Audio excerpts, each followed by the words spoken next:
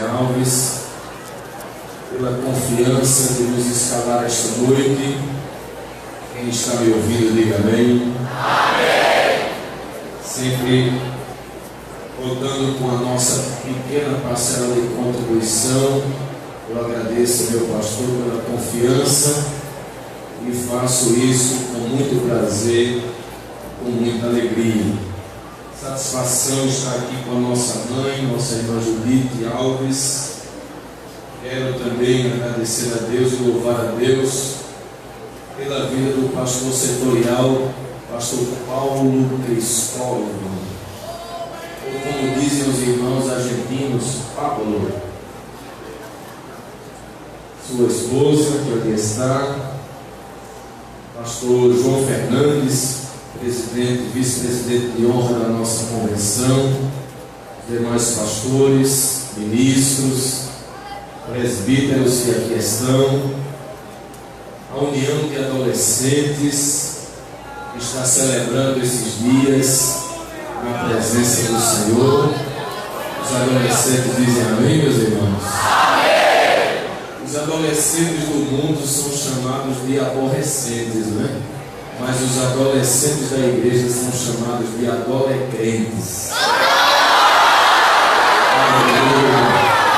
É bem diferente, né? Glória a Deus.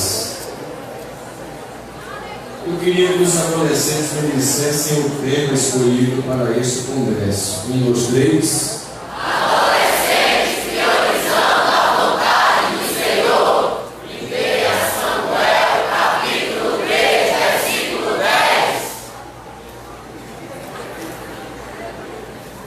Nós vamos nos distanciar um pouco do texto escolhido, mas não do tema, né? Vou desafiar você a abrir sua Bíblia no livro do profeta Ageu.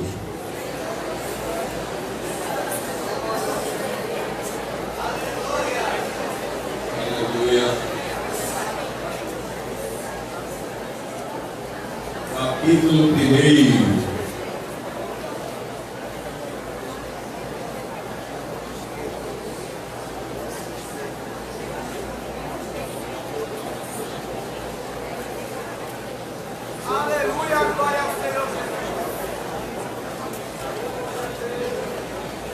Bíblia, viu, irmão?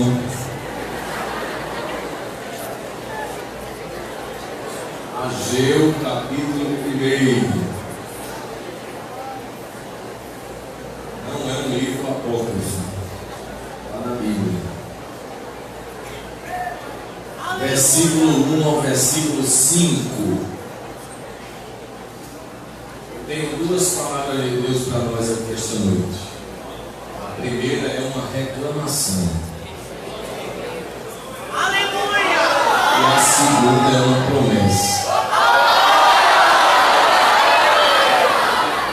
Só deram glória pela promessa. Vamos ver. Ageu, capítulo 1, versículo 1, versículo 1 ao versículo 5. Quem achou, diga amém. Amém!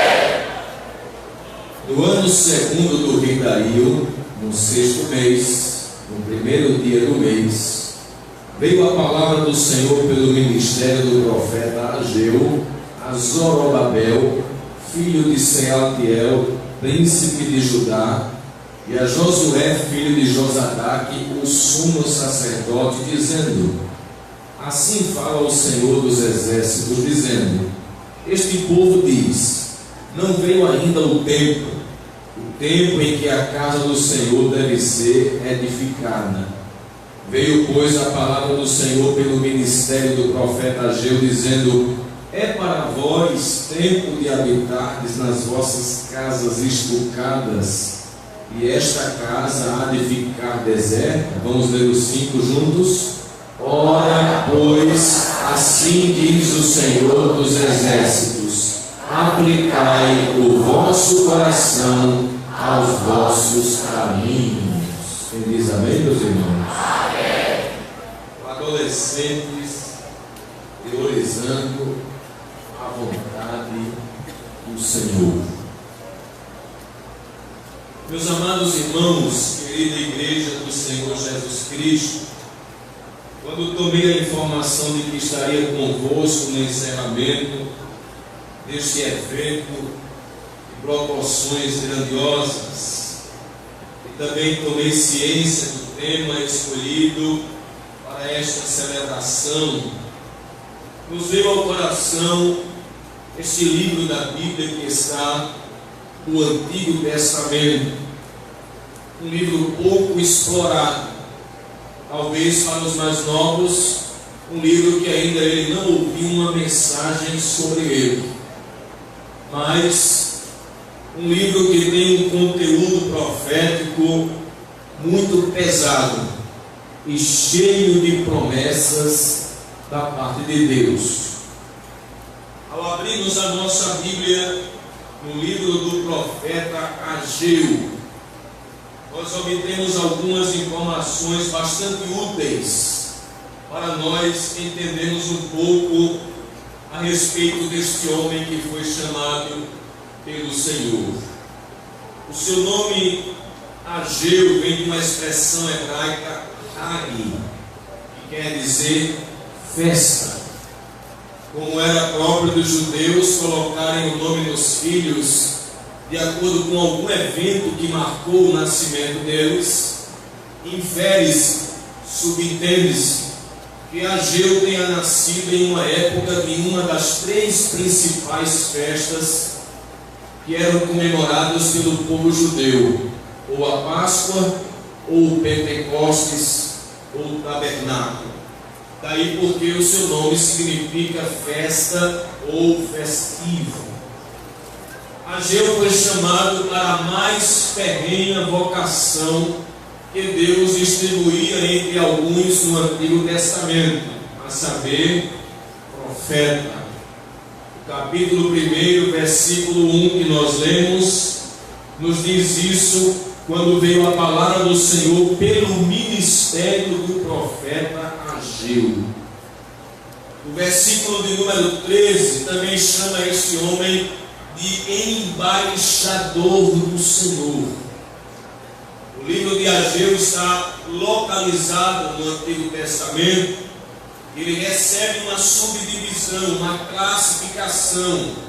Ele está entre os profetas pós-exílio. Ageu, Zacarias e Malaquias fazem um trio dos profetas que foram levantados por Deus por ocasião do retorno de Judá do cativeiro babilônico, para a reconstrução da cidade de Jerusalém, para a reconstrução moral do povo de Deus e, sobretudo, espiritual. A tradição judaica, ela nos diz que Ageu nasceu em solo babilônico e estudou sob a orientação do profeta Ezequiel. Dos profetas do Antigo Testamento, ele está bem juntinho de Zacarias, que foi um profeta mais jovem e foi seu contemporâneo. Na época em que Ageu profetizou, a liderança política de Judá era composta de Zorobabel, que era governador, e o sumo sacerdote, que era Josué, da linhagem de Zadok. Isso ele faz questão de registrar no capítulo 1, versículo de número 1. O contexto histórico em que Ageu é levantado para anunciar os oráculos de Deus merece também uma atenção especial. Historiadores nos dizem que em 538 a.C., o grande rei Ciro da Pérsia, a quem Isaías referiu-se 150 anos antes dele nascer, no capítulo 45 do seu livro, ele emitiu um decreto permitindo que os judeus que estavam sob o domínio de Nabucodonosor, precisamente sob o domínio babilônico, regressassem para a sua pátria para reconstruir a cidade de Jerusalém e o templo cumprindo as profecias do Antigo Testamento, e mediante a intercessão de um funcionário crente que estava junto dele, que foi Daniel. O primeiro grupo de judeus a voltar, quero dizer, de Jerusalém, começaram a reconstrução do templo, lançando os alicerces, isso em 536 a.C. E à medida que eles lançavam os fundamentos, eles se emocionavam e tinham uma grande expectativa. Esdras, o escriba que liderou esse primeiro grupo, estava registrando historicamente esse fato, que você pode encontrar no capítulo 3, versículo 8 ao versículo 10. Só que o povo judeu que retornou do cativeiro e começou a lançar as bases do templo, começou a enfrentar resistência. Diga comigo, resistência.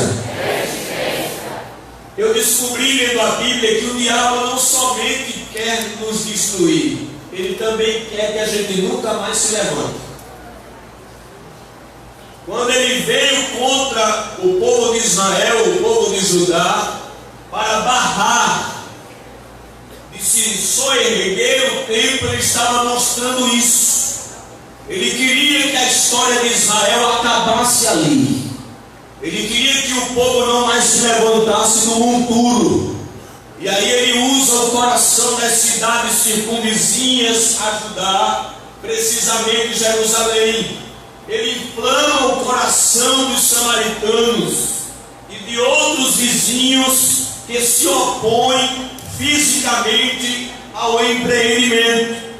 E quando há essa resistência, aqueles judeus que regressaram e estavam iniciando o trabalho, desanimaram diante da pressão, e a obra que podia ter ido adiante em 534 a.C., ela foi interrompida. Diga comigo, interrompida. Como os inimigos se opuseram à reconstrução do templo, fizeram frente, fizeram oposição, os judeus desanimaram, então eles deram as costas para o templo e agora dedicaram-se à construção de suas próprias casas. A indiferença, a apatia espiritual generalizou-se, induzindo o povo somente a preocupar-se com a reconstrução de suas casas luxuosas, deixando assim a casa de Deus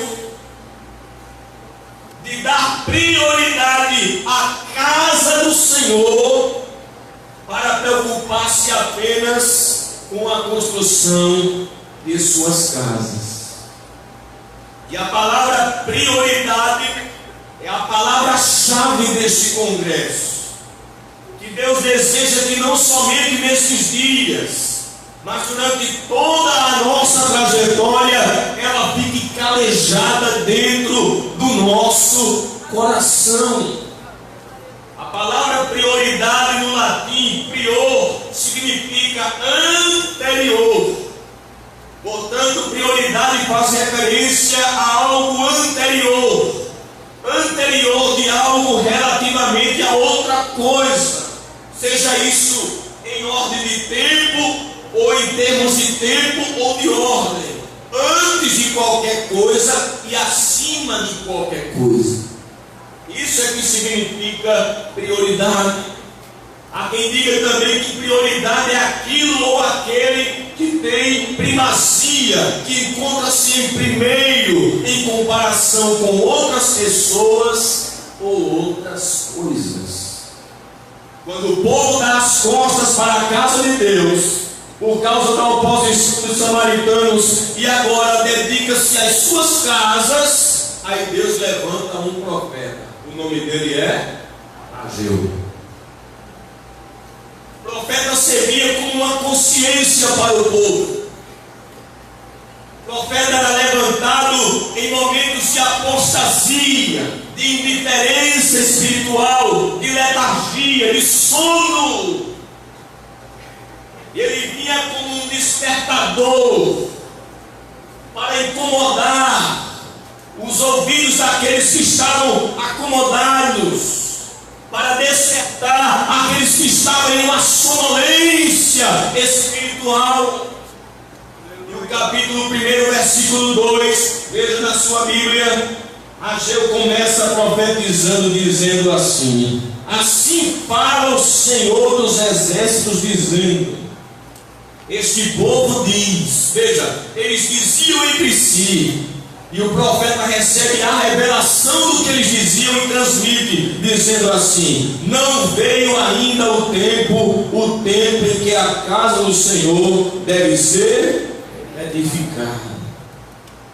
Eles estavam dizendo isso entre si: não veio ainda o tempo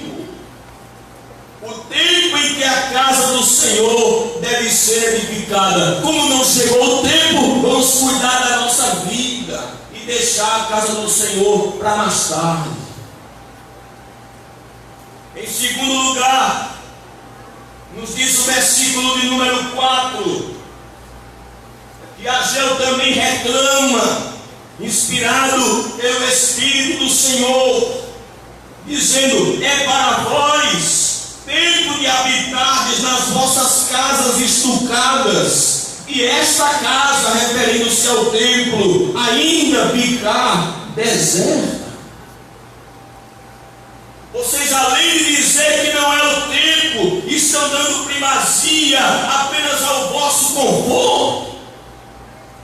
Será que Deus quer que a casa dele fique em ruínas e a de vocês de madeira de cedro, de luxo, madeira importada? Aleluia!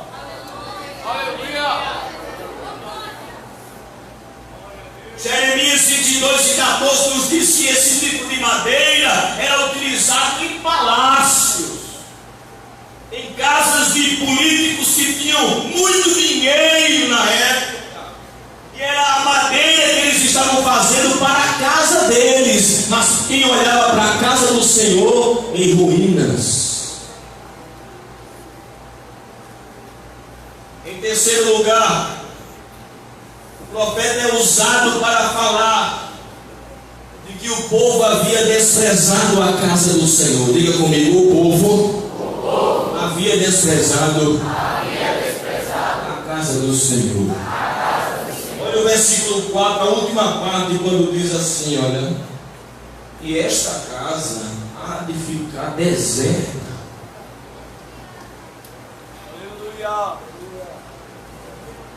Quando a gente olha para esta realidade, em que o profeta Ageu está anunciando os oráculos de Deus, a gente vê uma antecipação do que nós estamos vivendo hoje. Hoje a questão não é estrutural. Nós temos aqui um templo muito bonito, hiperlotado,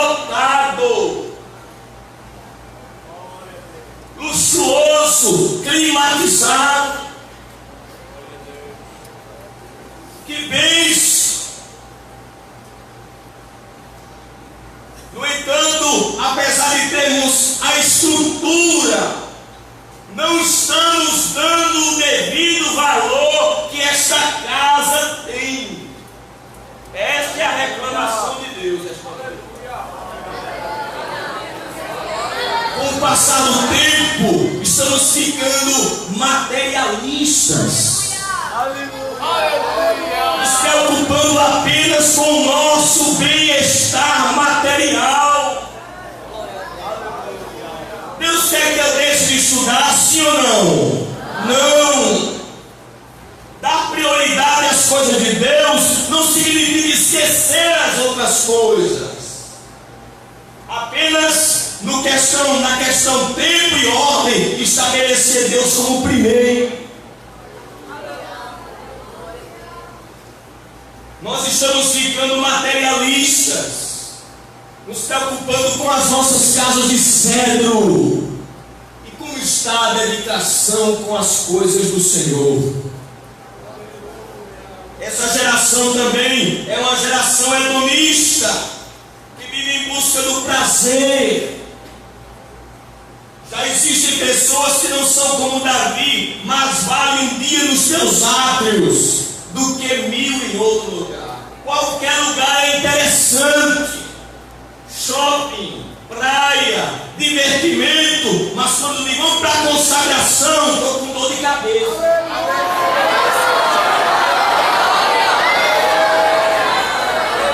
Vamos para mim de vigília. Amanhã eu tenho que acordar cedo. A dedicação ao templo não é a mesma como a dedicação a outras coisas. E Deus está reclamando conosco esta noite.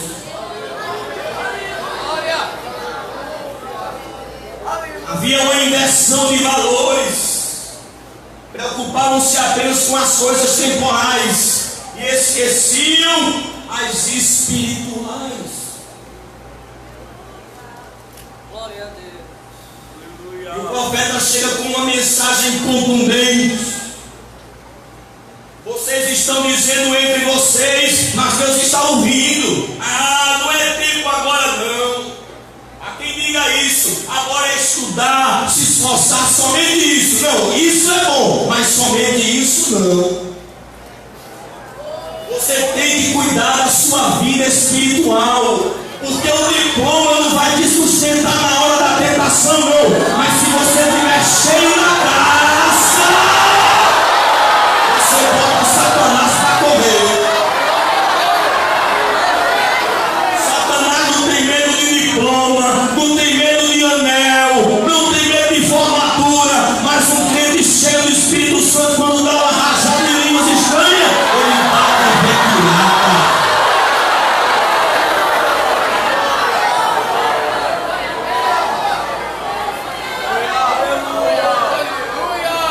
Eu sou de uma época, embora muito jovem, em que a gente deu muita ênfase às coisas sagradas e esqueceu o secular. Quando se perguntava na igreja quem fazia faculdade, 2 levantava a mão. Isso trouxe alguns benefícios e alguns problemas. Benefícios porque a gente andava pingando óleo.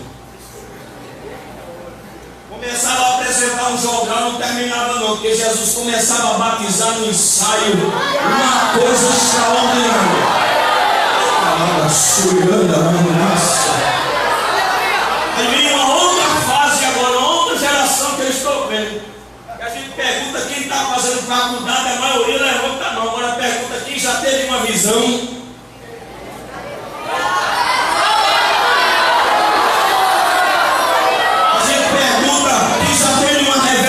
De Deus, olha para o joelho da moça, para o joelho do rapaz, liso, feito um bucho de jiboia. Não tem uma marcazinha não. Se preocupa só com o calo aqui, olha, no músculo, mas seco feito língua de papagaio. Não toca o sobrenatural.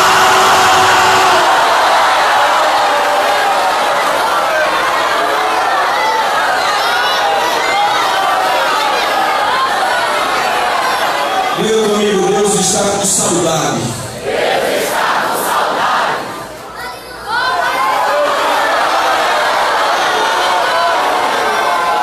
Deus está com saudade. Ele está reclamando, deixaram minha casa.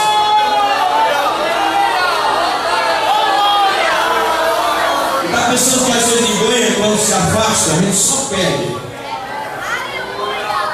Deus disse, se dedicou ao material em detrimento do espiritual, aí vem um resultado. Capítulo 1, versículo 6.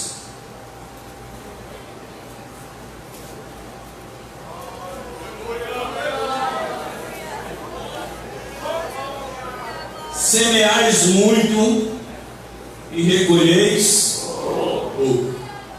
Sabe o que é isso? É Deus começar a tocar naquilo que a gente está dando prioridade prioridade em lugar daquilo que realmente deveria se dar prioridade. Ah, vocês estão preocupados só com o bem-estar, né? Vocês vão semear muito, mas eu vou prejudicar a colheita de vocês.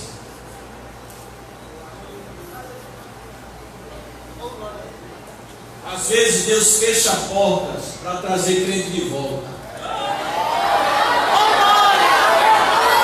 Quando está empregado, não, Deus vai entender. Deus vai entender que você não dá prioridade a Ele.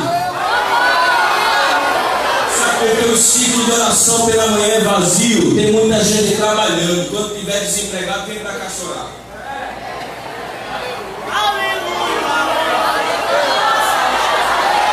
Porque os cultos de oração na quarta-feira são sofridos, porque as coisas estão muito boas. Quando começar a apertar, no instante vai faltar cadeira para crente aqui dentro do culto de oração.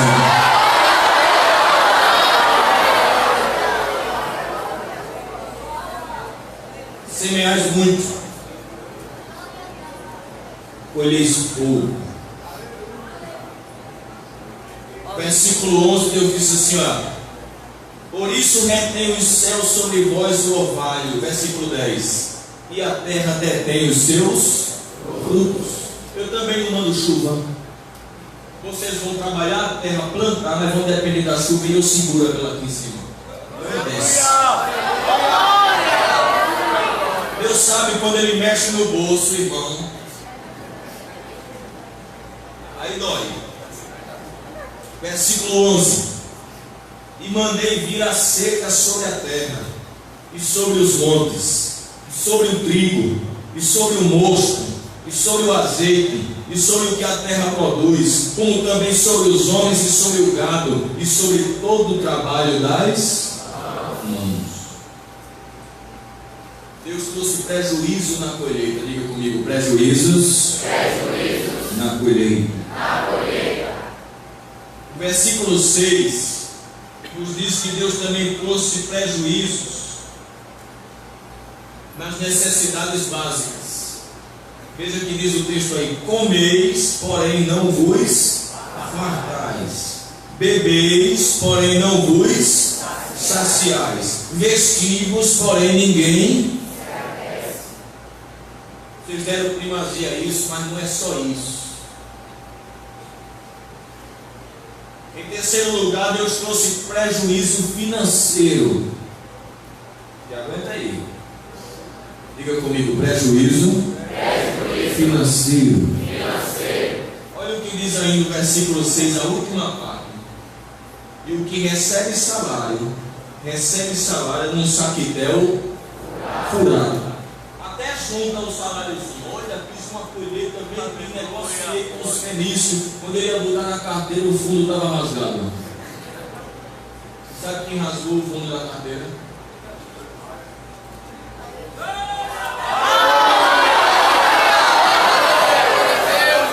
Deus nunca, não prospera. Que é isso, meu Deus? Me explique, minha casa.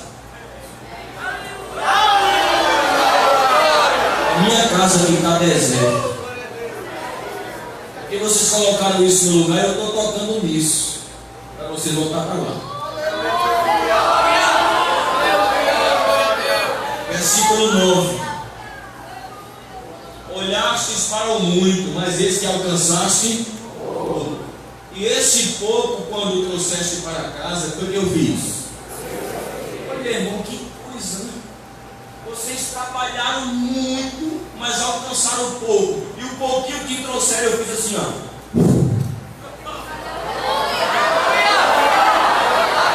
Eu dissipei, fiz virar poeira. É Deus fazendo aqui, não é um diabo novo. Porque o diabo gosta quando a gente está materialista. Isso, eu desfoquei ele. Eu tirei ele da visão das coisas espirituais.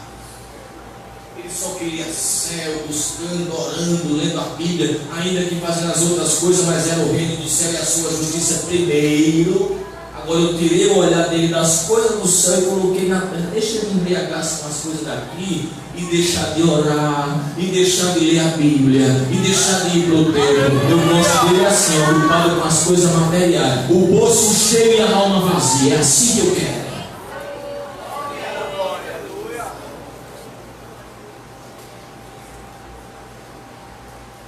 Depois que traz uma mensagem de reclamação, depois que traz uma mensagem de juízo, Ageu agora vai mostrar o caminho para eles voltarem. Porque Deus é Pai. Quando Ele açoita um filho é porque Ele quer fazer o bem.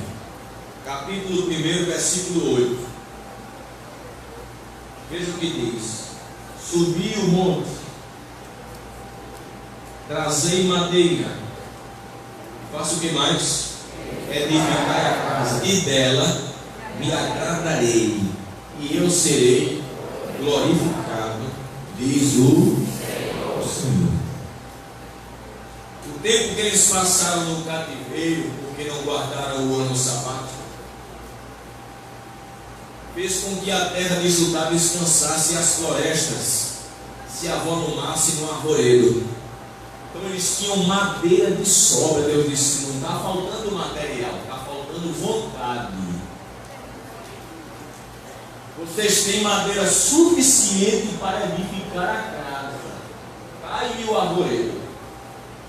Aí ele diz: sobe ao monte, trazei madeira e edificai a casa, e dela me agradarei. Deixe de se preocupar com o conforto pessoal apenas, e olhem para o que é prioritário, o que deve estar em primeiro lugar, o que deve ocupar o espaço principal, a minha casa. Porque, irmãos, há implicações de não ter um templo construído. Quais são as implicações? Primeira implicação: o templo foi construído com que objetivo? Ser um lugar de oração. Se não tem templo, eles estão orando? Porque na edificação do templo de Salomão, em 2 Crônicas 7:15, Deus disse: agora estarão abertos meus olhos e atentos meus ouvidos à oração deste lugar. Então, se tem templo, eles iam para orar. Se o templo não existe, eles estão orando. O juízo para nós ainda é maior, porque tem templo, mas nós estamos vindo.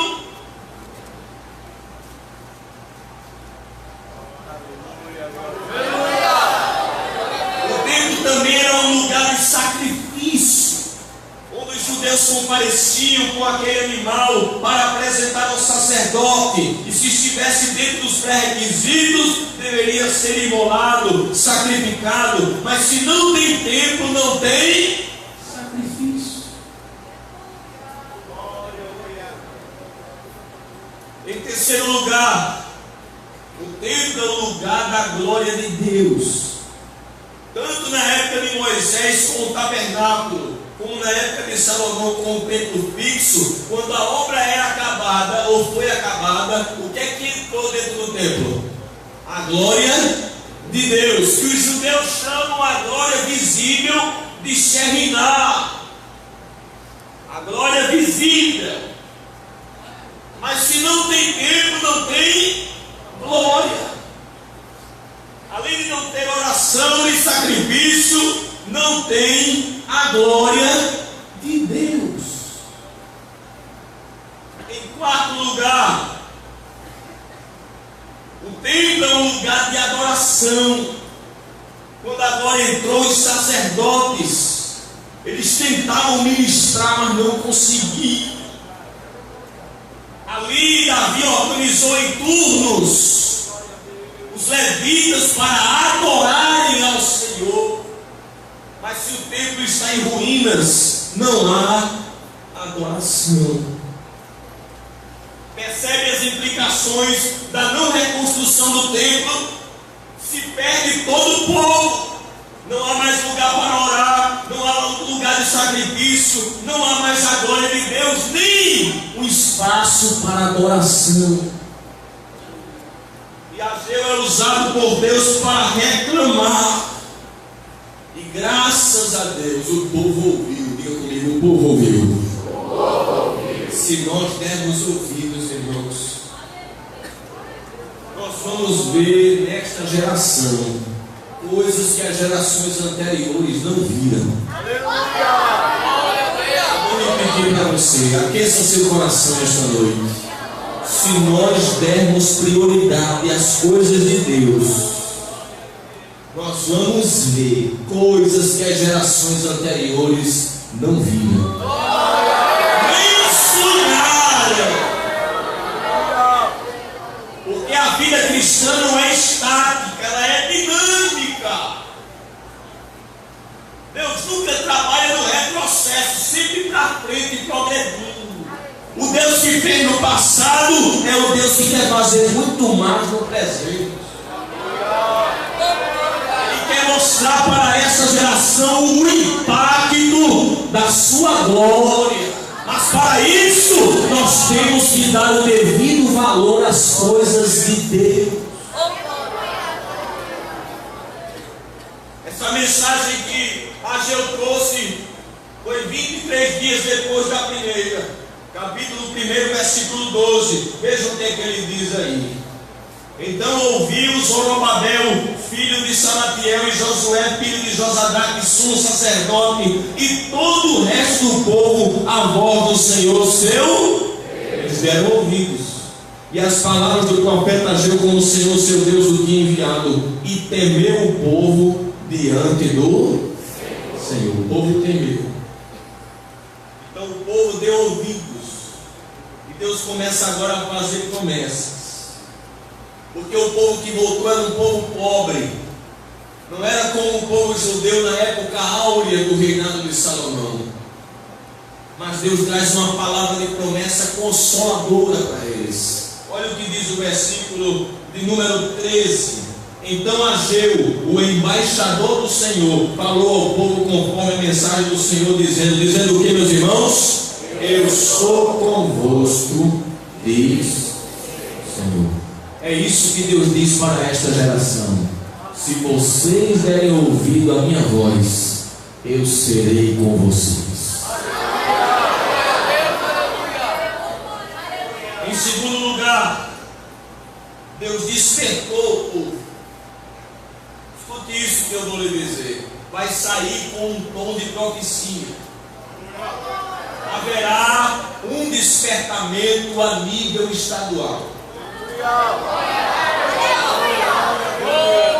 Haverá um despertamento a nível estadual. A buzina de Deus vai tocar.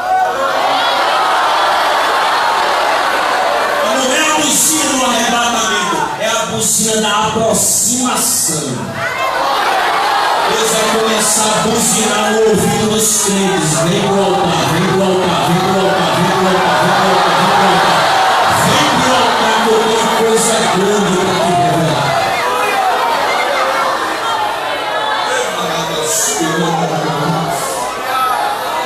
Versículo 14. E o Senhor levantou, diga comigo, e o Senhor levantou. Tem uma versão que dizia: o Senhor despertou o espírito de Zorobabel e o espírito do resto de todo o povo, e vieram e trabalharam na casa do Senhor dos exércitos, seu Deus despertou o espírito do povo. Quando a pessoa despreza a casa do Senhor e começa a se focar nas coisas materiais, cai num sono profundo. Mas Deus ainda tem os seus profetas para dar um choque na pessoa. Você sabe que 4 coisas acontecem para acordar quem está dormindo, né? 4. Primeiro é ruído. O senhor pode estar dormindo como for, mas se fizer um barulho, por exemplo, uma broca furando a parede,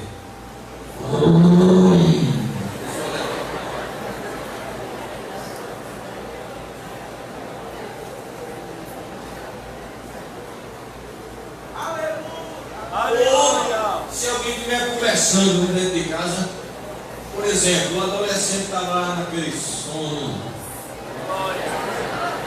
Aí a mãe olha para ele: menino! Menino, mas é meu dia, é? Qualquer semelhança é melhor princesa. Aí, ó.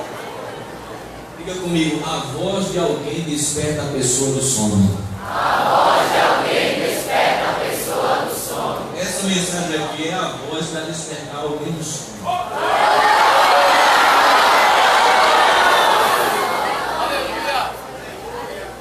Mas tem gente que nem com a voz de alguém, né? A mãe chama ele lá.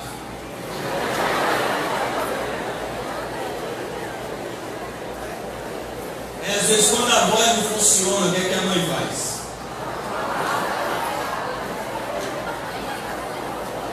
É assim ou não? Ora, menino, é a hora. Está preparado para Deus fazer isso?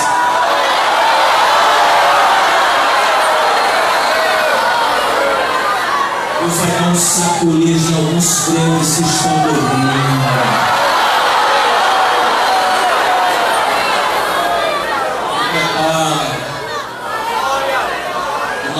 Tu vai acordar do nada, o Senhor te despertando. Ele vai dizer: sai do Netflix, sai das redes sociais, dobra o joelho para o céu.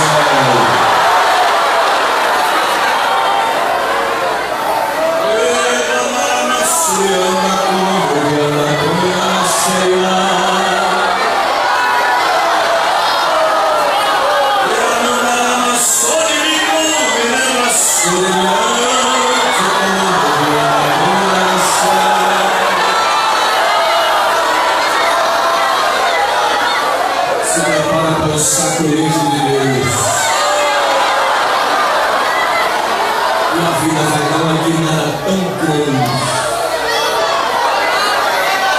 A noite do Espírito Santo vai dar uma mudança assim. Nem postagem de licença, a menina dá uma menina de oração do saculejo de Deus.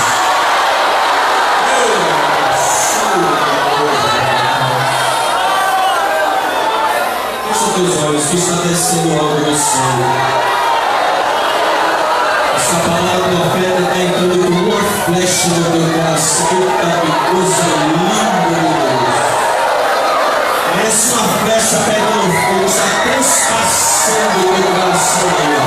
Está descendo como um renovo espiritual tão grande.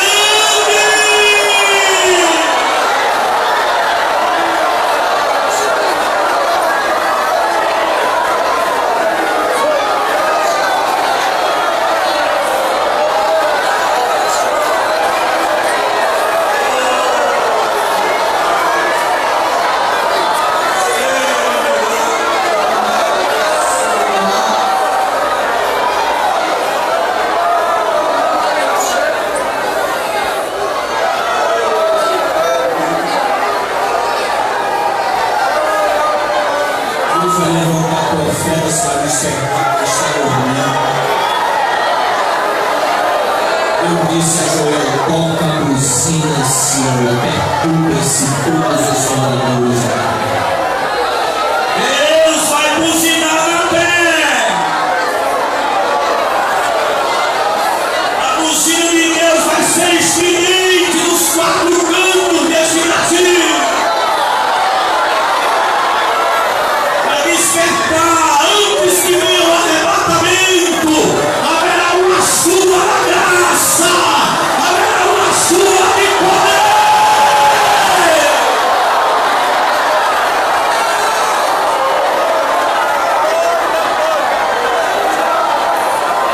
Desperta! Oh, tu que dorme!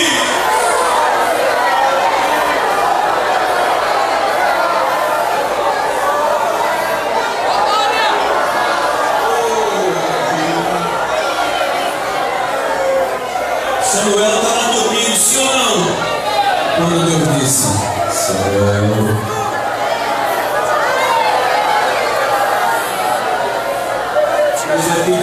do sono, daquela letargia, descansar. Eu tenho outro compromisso, Jesus, a partir de hoje vai ter compromisso. Eu não vou deixar o menino ficar chamando, até responder fala, Senhor, porque eu saio hoje, eu não aguento como o Senhor está. Para sair na campanha, para ingressar na escola dominical, para ser membro da igreja, quem já viu 10, 15 anos e não é membro, está com medo, não tem que ser crente direito, rapaz!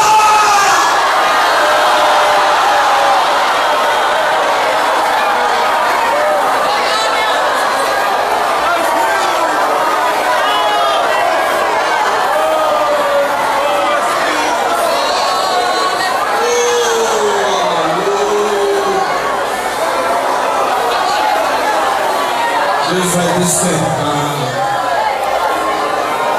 Sabe outra coisa que acorda quem está dormindo? Diga comigo, luz. Então, mãe, quando acende a luz, então pode estar dormindo como for, né? Quando acende, parece que a gente viu. Está com os olhos fechados. Essa luz vai me acordar. Luz fala de revelar. Tem gente que Deus vai perturbar ele com revelação. Durante a noite, Deus vai dar um sonho, Jesus voltando, a pessoa ficando. Meu Deus, que é isso? É Deus dizendo aqui, juntos os pés.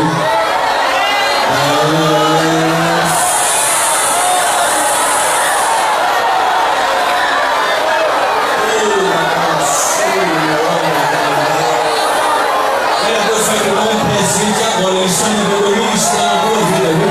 Vai sair da tua boca línguas variadas a partir de agora, misturada com cânticos espirituais. Vai. Recebe a presença de Deus!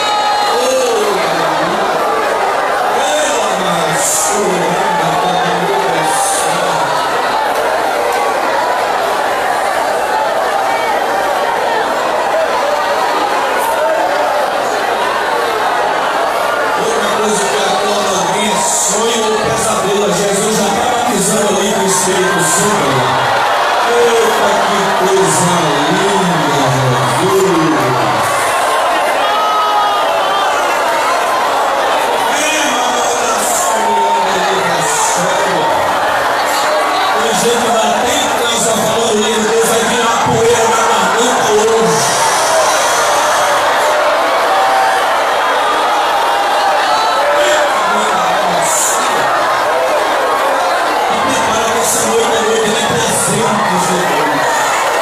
Eita, meu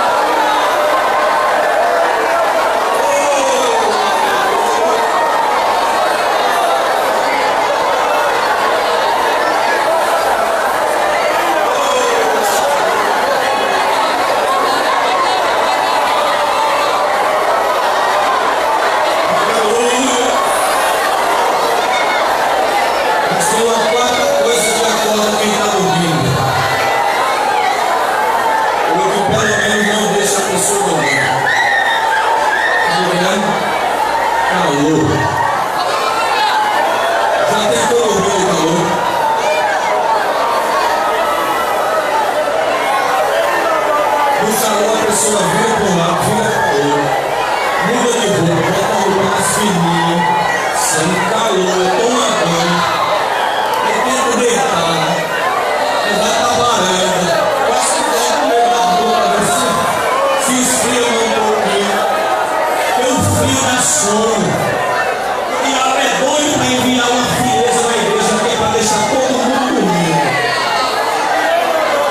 Frieza na comissão, frieza no coral, frieza nas crianças, frieza no conjunto musical, frieza nos adolescentes, frieza na juventude, não gosta de orar, não lê a Bíblia, não vai para a escola dominical, coração frio, mas Deus não, Deus gosta de pintura. No frio a pessoa olha, cochila, oh que coisa boa, mas no calor não, no calor a alma pega fogo.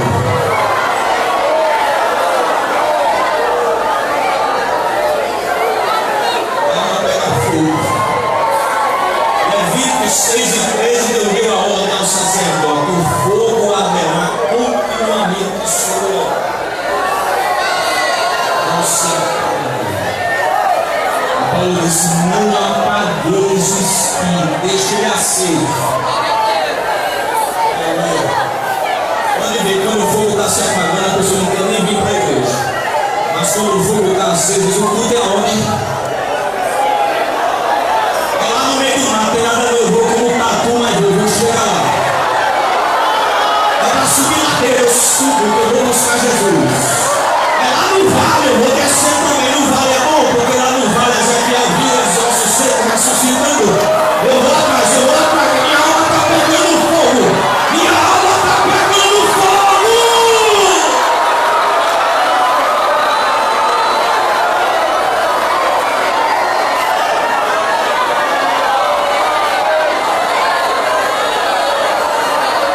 Quando Ageu profetizou, o povo pegou fogo.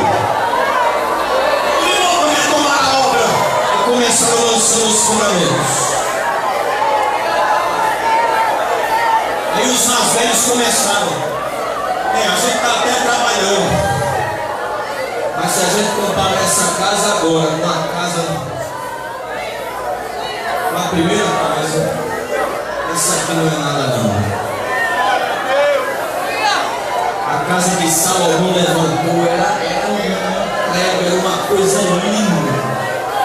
Uma vez gente com pouco recurso, porque essa casa é pequena,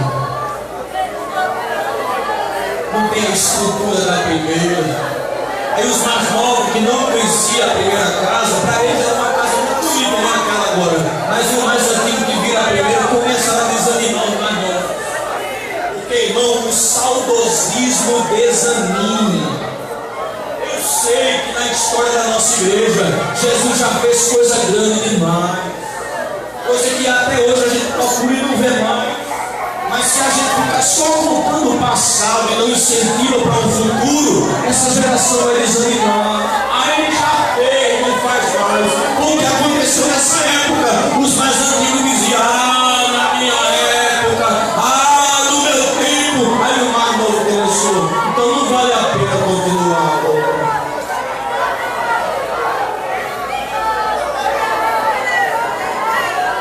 Deus usa Ageu de novo. Sempre que os povos desanimam, Deus tem um profeta. Não é esta casa como nada aos vossos olhos. Esforça, diz Zorobabel. Vai, Josué, e todo o povo trabalha. Está faltando o quê? Material? Minha é a prata. E meu é o ouro, diz o Senhor. Se estiver faltando recurso, eu mando. E tem mais, não se preocupe com a questão estrutural, não. Porque o tempo de Salomão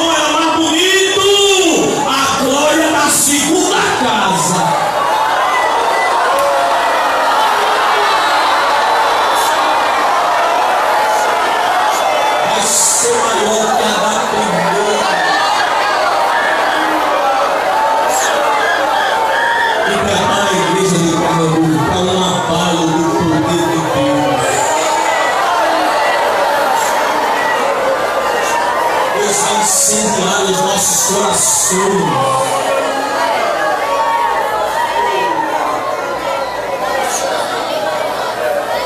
Vai investir pesado nesta igreja. Ramificações missionárias para outros países. Vai soprar um vento diferente.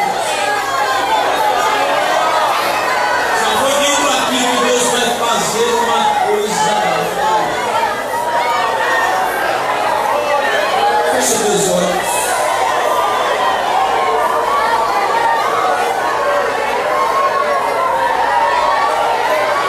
Esse vento já está aqui.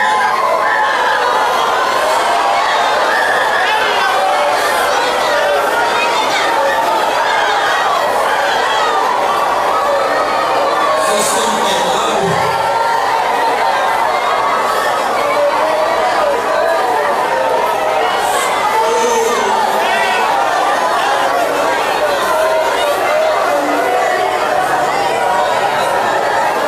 Da direita para a esquerda vai soprar um vento do Espírito.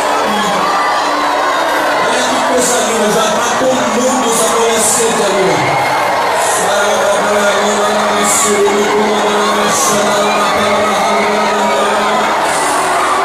Está subindo lá na galeria também, olha que coisa linda, está se movendo. Quem segura quando ele sobe? E quem segura, quem segura, quem segura? Olha que coisa linda!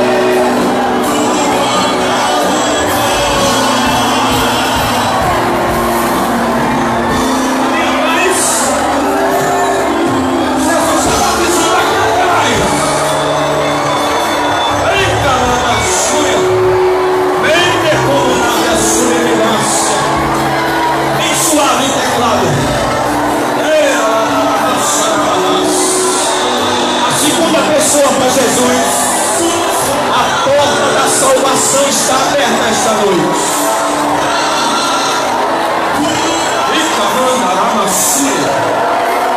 Aqui dentro ou lá do lado de fora, você que não é crente, que quer receber a Jesus como seu Salvador. Batizou outro amigo, hein? Batizou mais outro amigo, não está explicando. Mas essa pessoa que não é crente, que está afastada dos caminhos do Senhor, convide ela para vir para Jesus.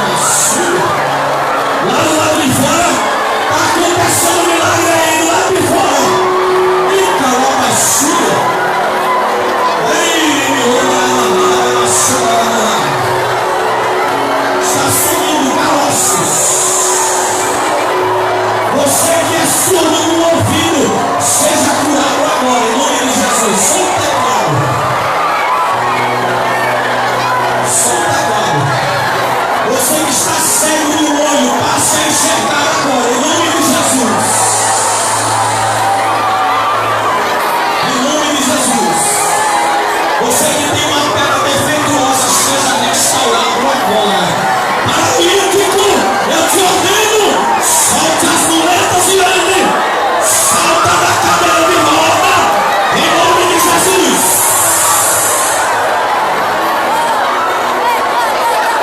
Seja curado. Seja curado. Seja curado. Em nome de Jesus. Em nome de Jesus, seja curado de intolerância lactosa.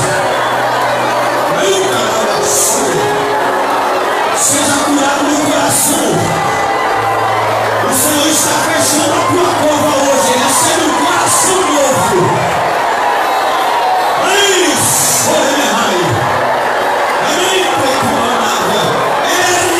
Desapareça agora em nome de Jesus. Sinusite, rinite alérgica, doenças respiratórias sejam banidas agora em nome de Jesus. Em nome de Jesus. Síndrome do pânico, depressão, espírito suicida, bate em retirada em nome de Jesus.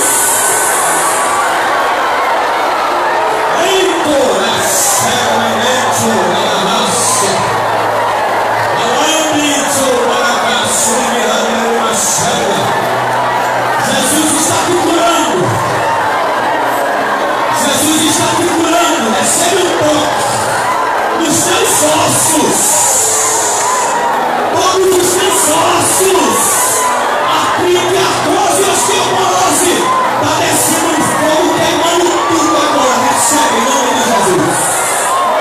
Batizou o nome do Espírito Santo. Ei, Maria Célia.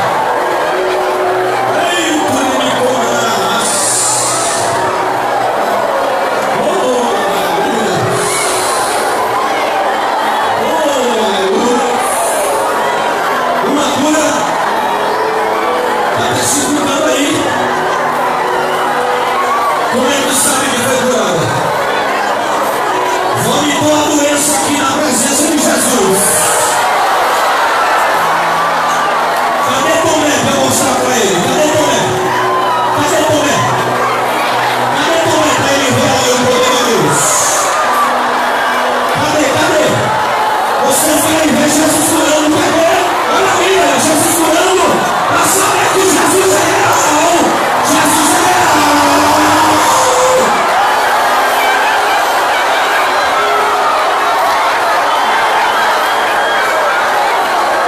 Jesus é padecido, Jesus é real.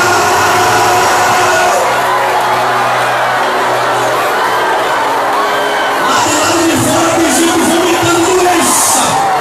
É calabacatu, parabacé, parabacaramas. Eita, que coisa linda. Isso vai marcar a história de histórias. Eita, sombras.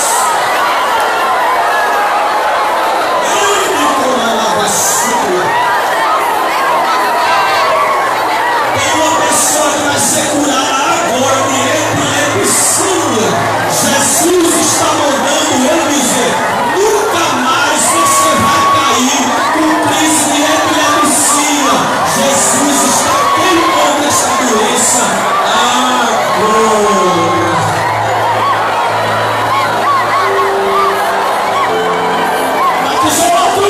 Batizou outro ali com o Espírito Santo.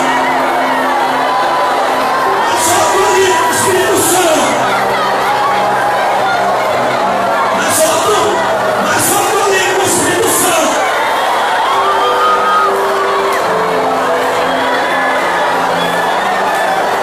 Aleluia. Aleluia.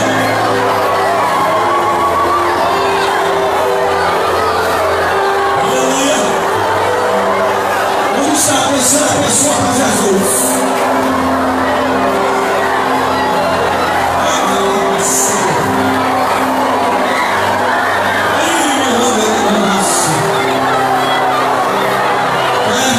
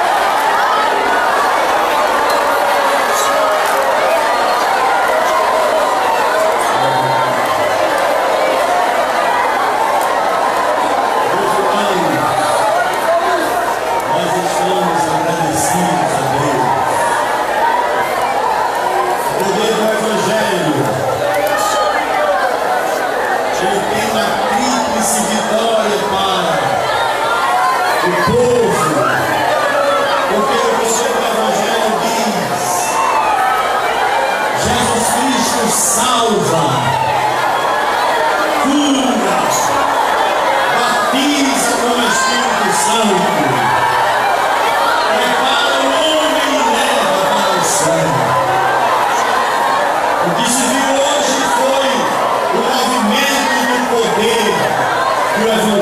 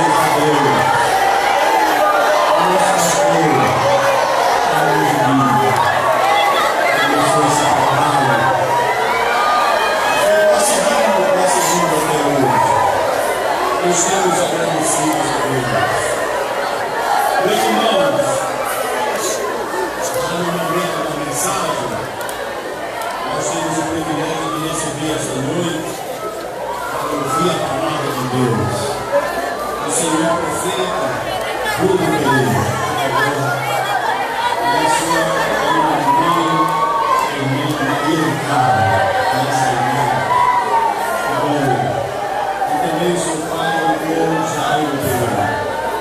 Amiga querida, uma alegria tê-los conosco. Vamos saudar o dirigente executivo da nossa cidade, a seus pais, dizendo todos amém. Amém. Sabe, aproveito que é sempre uma alegria o Senhor, nossa irmã, o seu pai pelo conosco aqui. É uma alegria. Meus irmãos, vamos encerrar.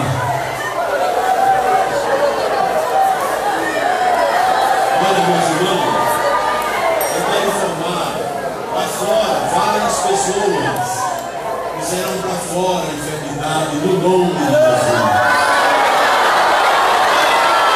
Eu estou recebendo informação de que os que estão aí fora estão sendo alcançados pelo poder da autoridade do nome de Jesus. E estão sendo curados também, aqui e lá fora. E quem sabe você em casa, se tem fé, você também pode ser curado. Pode ser batizado com o Espírito Santo também, porque Jesus está aí na sua casa também. Eu quero agradecer a oração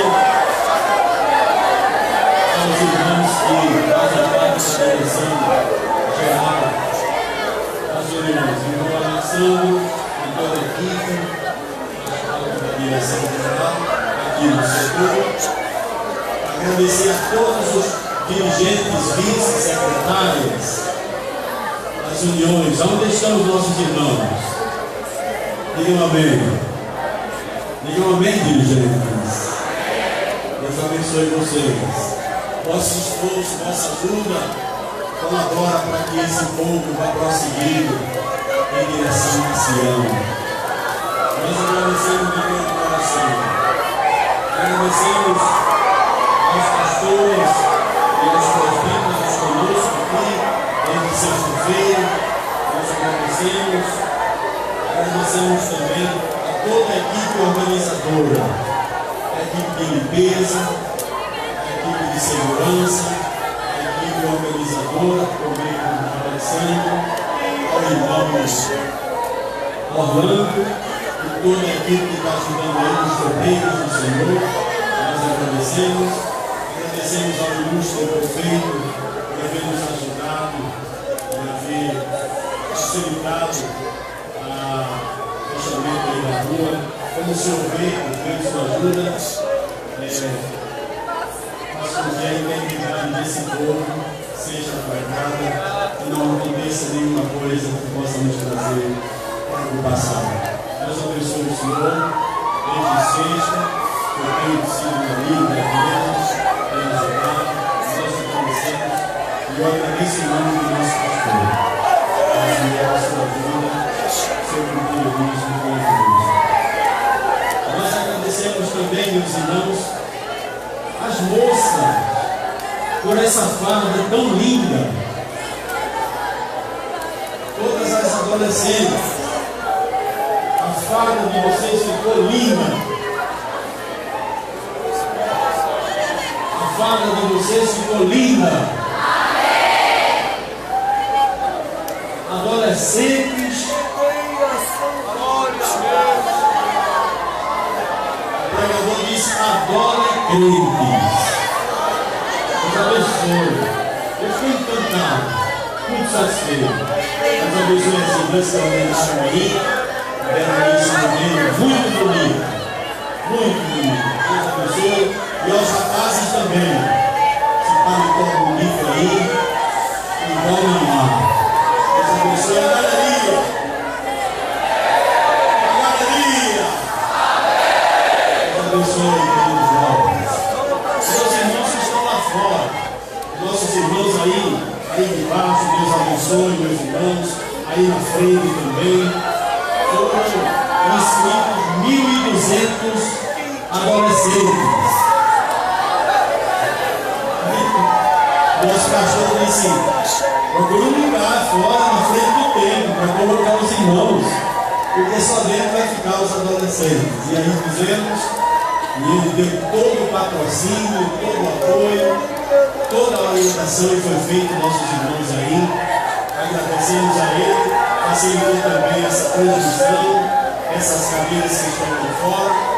Ele foi nosso pastor e nos autorizou e também nos ajudou em toda essa organização.